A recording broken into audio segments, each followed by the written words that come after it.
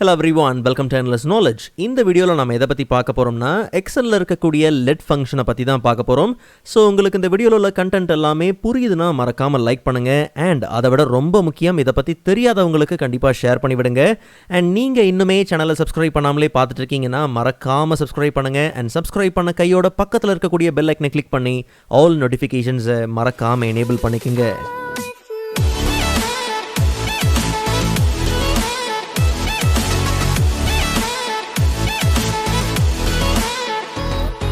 Alright, so first of all, எக்ஸலில் இருக்கக்கூடிய let ஃபங்க்ஷன்னா என்ன அண்ட் எதுக்காக நம்ம யூஸ் பண்ணுறோங்கிறத நம்ம தெரிஞ்சுக்கணும். ஸோ இப்போ நான் சொல்ல போகிற விளக்கத்தை தெளிவாக கவனிங்க. லெட் ஃபங்க்ஷனை யூஸ் பண்ணி ஒரு செல்லுக்கோ இல்லை ஒரு குறிப்பிட்ட வேல்யூவுக்கோ ஈவன் ஒரு செல் ரேஞ்சுக்கோ இல்லை மல்டிபிள் செல் ரேஞ்சஸ்க்கோ ஒரு குறிப்பிட்ட நேமை லெட் ஃபங்க்ஷன் மூலியமாக அசைன் பண்ணி ஃபார்முலா எழுதும் போது செல்லோட ரெஃபரன்ஸை மல்டிபிள் டைம்ஸ் மென்ஷன் பண்ணுறதுக்கு பதிலாக அந்த செல் ரெஃபரன்ஸுக்குன்னு நாம் அசைன் பண்ண நேமை நாம் மல்டிபிள் டைம்ஸ் யூஸ் பண்ணிக்கலாம். ஸோ இப்படி செல் ரெஃபரன்ஸை கொடுக்கறதுக்கு பதிலாக அந்த ரெஃபரன்ஸுக்குன்னு அசைன் பண்ணப்பட்ட நேமை கொடுக்கறதுனால எக்ஸலால் இந்த ஃபார்முலாவை ஈஸியாக கால்குலேட் பண்ணவும் முடியும். அண்ட் ப்ரெசென்ட்லேயும் சரி ஃப்யூச்சர்லேயும் சரி இந்த ஃபார்முலாவை நம்ம ஈஸியாக புரிஞ்சுக்கவும் முடியும். ஸோ முதல்ல ஒரு லெட் ஃபங்க்ஷன் எப்படி வேலை செய்யுதுங்கிற பேசிக்கை நாம் தெரிஞ்சுக்கலாம். அண்ட் அதுக்கப்புறமா ஒரு சில எக்ஸாம்பிள்ஸும் நம்ம பார்க்கலாம். ஸோ நல்லா கவனிங்க, equal to let function. So இந்த லெட் ஃபங்க்ஷனில் நமக்கு மொத்தம் 3 ஆர்குமெண்ட் இருக்குது. ஃபர்ஸ்ட் ஆர்குமெண்ட் பார்த்தோம்னா நேம் 1 அண்ட் செகண்ட் ஆர்குமெண்ட் பார்த்தோம்னா வேல்யூ 1 அண்ட் கடைசியாக இருக்கக்கூடிய 3வது ஆர்குமெண்ட் பார்த்தோம்னா கால்குலேஷன். ஒருவேளை எக்ஸ்ட்ரா நேம் வேரியேஷன்ஸ் நீங்கள் கொடுக்க போகிறீங்கன்னா கிட்டத்தட்ட 126 வேரியேஷன்ஸ் நீங்கள் என்ன பண்ண முடியும்னா கொடுக்க முடியும். பட் நமக்கு இப்போதைக்கு பார்த்தீங்கன்னா அந்த அளவுக்கு அவசியம் கிடையாது. ஸோ ஃபர்ஸ்ட் ஆர்குமெண்ட் பார்த்தோம்னா நேம் 1. ஸோ நமக்கு தேவையான நேம் வந்து ஆஸ் அ லெட்டராகவும் இருக்கலாம், இல்லை உங்களுக்கு தேவையான டெக்ஸ்ட்டாகவும் இருக்கலாம். பட் நமக்கு இப்போதைக்கு பார்த்தீங்கன்னா ஒரு சிங்கிள் லெட்டரே பார்த்தீங்கன்னா போதுமானது தான். ஸோ இப்போ இந்த எக்ஸ் அப்படிங்கிற நேமுக்கு நாம் எந்த வேல்யூவை அசைன் பண்ண போகிறோமோ அதை தான் நாம் நெக்ஸ்ட் ஆர்குமெண்ட்டில் கொடுக்குறோம். ஸோ நேம் 1 ஆர்குமெண்ட்டில் என்ன நேம் வேணுங்கிறத கொடுத்தாச்சு.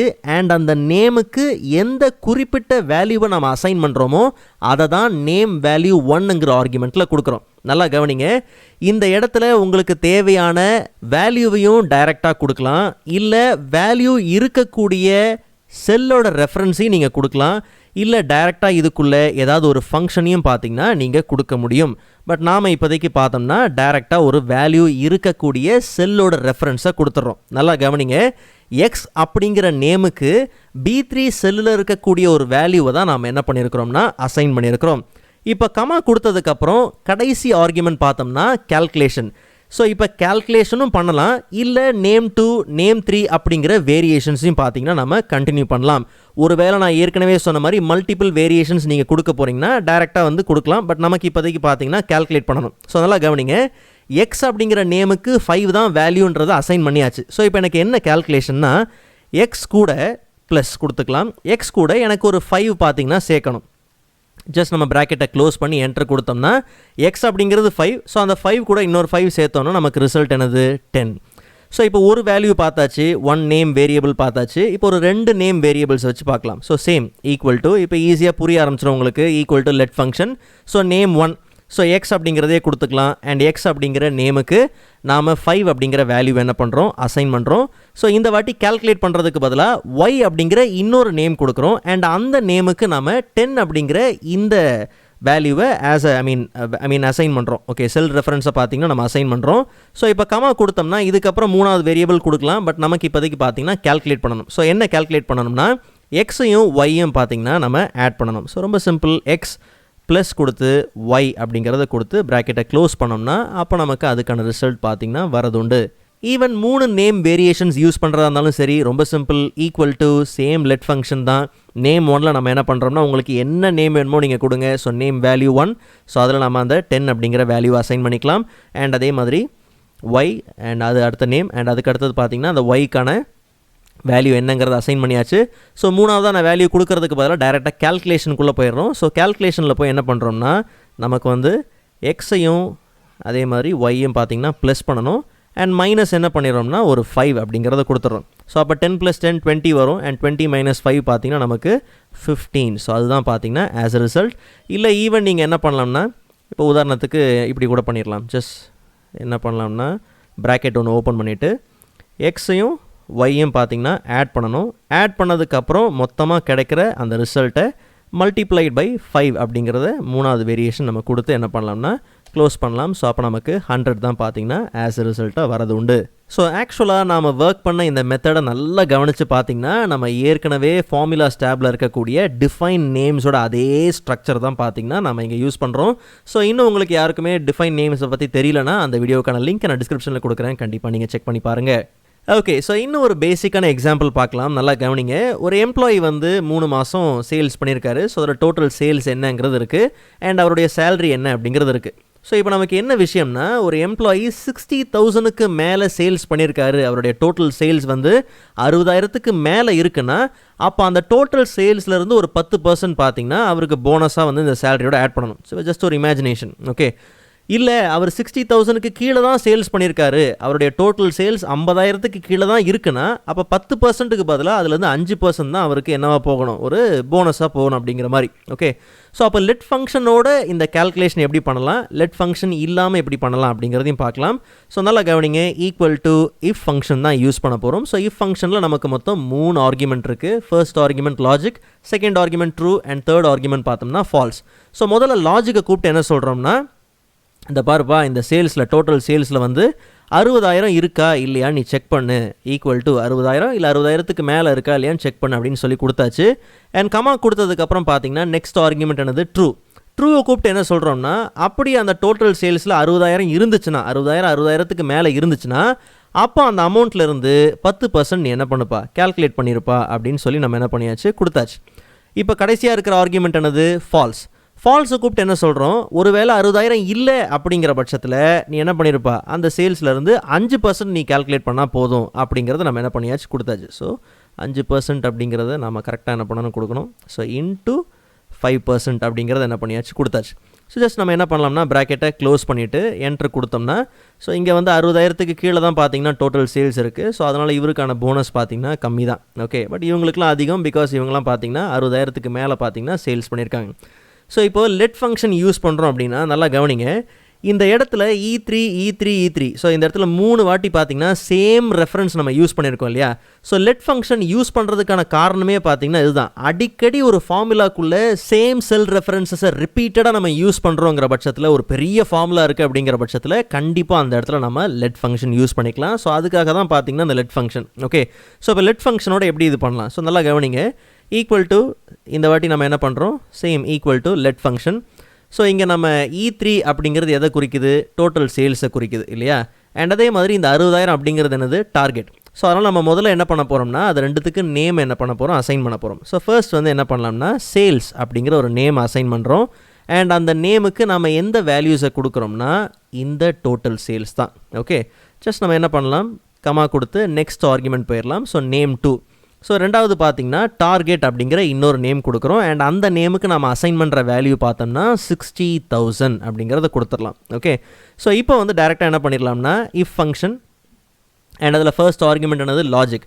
ஸோ இந்த வாட்டி நம்ம என்ன பண்ணுறோம்னா லாஸ்ட் டைம் என்ன பண்ணோம், E3 அப்படிங்கிற அந்த செல்லை செலக்ட் பண்ணி கிரேட்டர் ஆர் ஈக்குவல் டு கொடுத்தோம் இல்லையா. ஸோ இந்த வாட்டி நம்ம என்ன பண்ணலாம்னா sales greater than or equal to 60,000 கொடுக்கறதுக்கு பதிலாக டார்கெட் அப்படின்னு நம்ம என்ன பண்ணலாம் கொடுக்கலாம். ஸோ ஆக்சுவலாக இந்த மாதிரி நீங்கள் பெரிய ஃபுல் வேர்டை தான் நீங்கள் டைப் பண்ண அவசியம் கிடையாது. உங்கள் தேவைக்கு ஏற்ற மாதிரி நீங்கள் ஷார்ட் ஃபார்மில் கூட என்ன பண்ணலாம் கொடுத்துக்கலாம். நமக்கு புரியணுங்கிறதுக்காக நான் என்ன பண்ணுறேன் இப்படி கொடுக்குறேன். ஓகே, ஸோ இப்போ கமா கொடுத்துட்டு வேல்யூ ஆஃப் ட்ரூ ஒரு வேலை அதான் என்ன பண்ணியிருக்கோம்னா சேல்ஸில் வந்து அந்த டோட்டல் சேல்ஸில் வந்து 60,000 டார்கெட் இருக்கா இல்லையான்னு செக் பண்ணுப்பா அப்படின்னு சொல்லி லாஜிக்கிட்ட கொடுத்தாச்சு.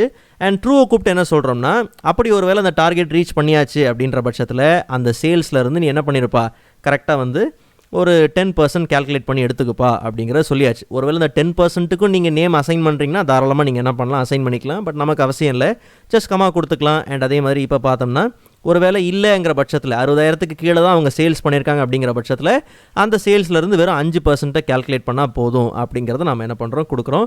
கடைசியாக நம்ம என்ன பண்ணலாம்னா லெட்டையும் என்ன பண்ணலாம் க்ளோஸ் பண்ணிடலாம்.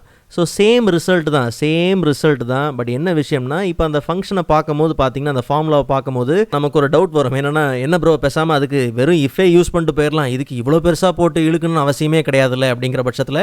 ஸோ நல்லா கவனிங்க, இந்த மாதிரி சின்ன சின்ன ஃபங்க்ஷன் அப்படிங்கிறது அவசியம் இல்லை. பட் மோஸ்ட்டாக நீங்கள் ஒரு பெரிய ஃபங்க்ஷன்ஸ், பெரிய ஃபார்முலாவை நீங்கள் பில்ட் பண்ணுறீங்க அப்படிங்கும் போது சேம் ரெஃபரன்ஸை நீங்கள் வந்து ரிப்பீட்டடாக யூஸ் பண்ணுறீங்க அப்படிங்கிற பட்சத்தில் கண்டிப்பாக நீங்கள் அந்த இடத்துல லெட் ஃபங்க்ஷன் யூஸ் பண்ணியே ஆகலாம்.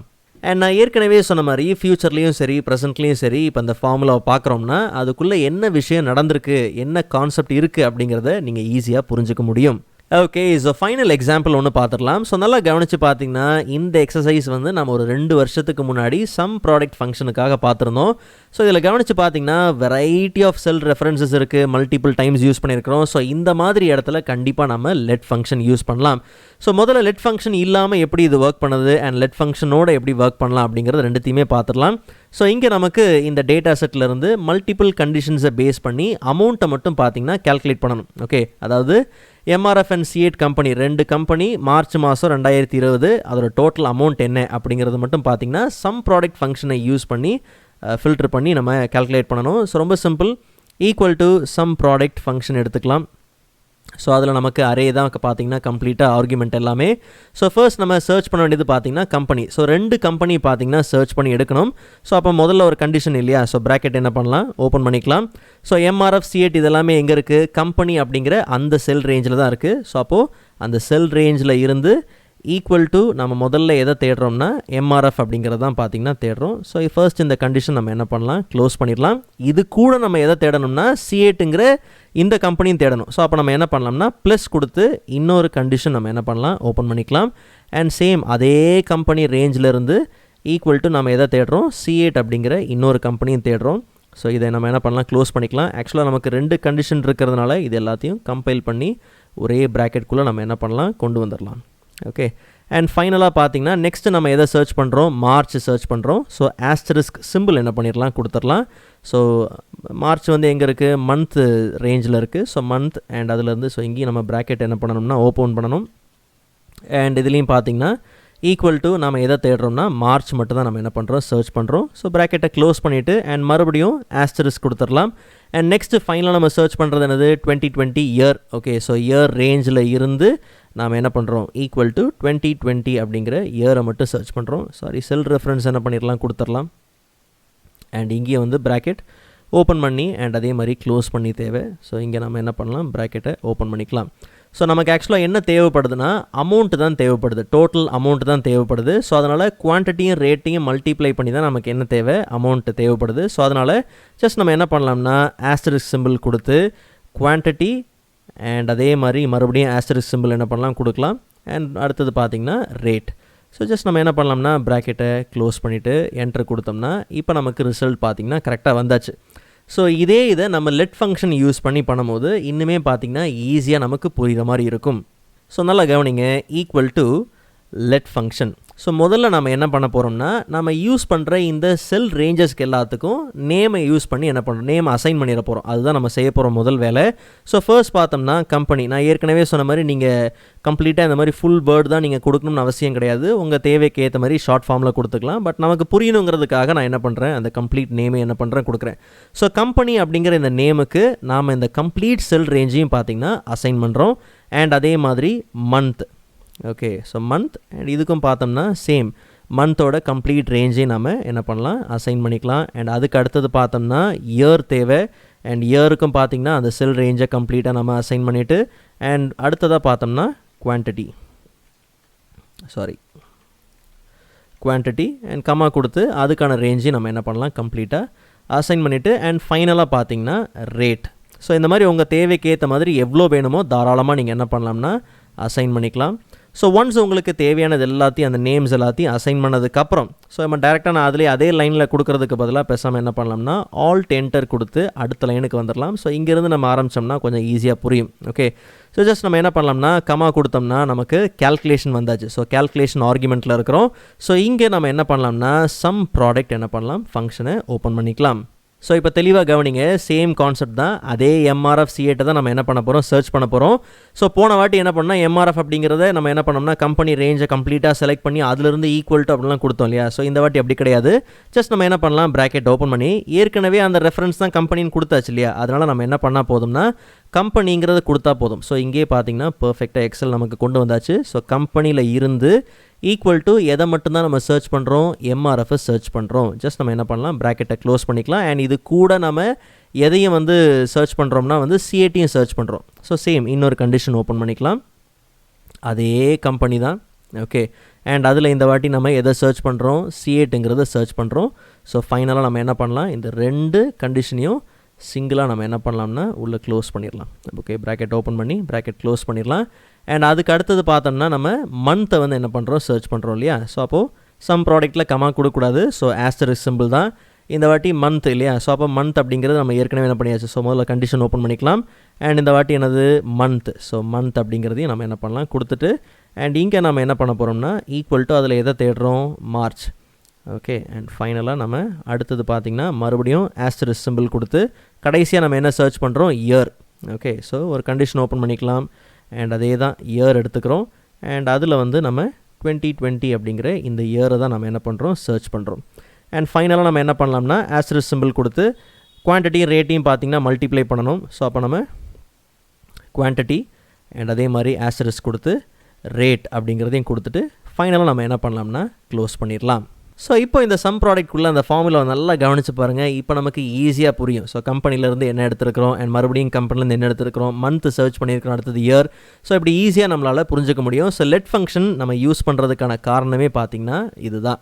ஸோ அப்போ ரொம்ப சுருக்கமாக சொல்லணும்னா, எப்போ ஒரு பெரிய ஃபார்முலாவை நீங்கள் பில்ட் பண்ணுறீங்களோ கண்டிப்பாக அந்த இடத்துல நீங்கள் லெட் ஃபங்க்ஷன் யூஸ் பண்ணி ஆகணும். ஆல் ரைட், ஸோ நீங்கள் ப்ராக்டிஸ் பண்ணி பார்க்குறதுக்கு இந்த ஃபைலோட டவுன்லோட் லிங்க் நான் டிஸ்கிரிப்ஷனில் கொடுத்துருக்கேன். அண்ட் கூடவே பார்த்தீங்கன்னா ப்ரீவியஸ் எக்ஸல் வீடியோஸ்க்கான லிங்க் டிஸ்கிரிப்ஷனில் இருக்குது. கண்டிப்பாக நீங்கள் செக் பண்ணி பாருங்கள். அண்ட் நெக்ஸ்ட் வீடியோவில் அதோட இன்ட்ரெஸ்டிங்கான டாப்பிக்கை பார்க்கலாம். அதுவரை காத்திருங்கள்.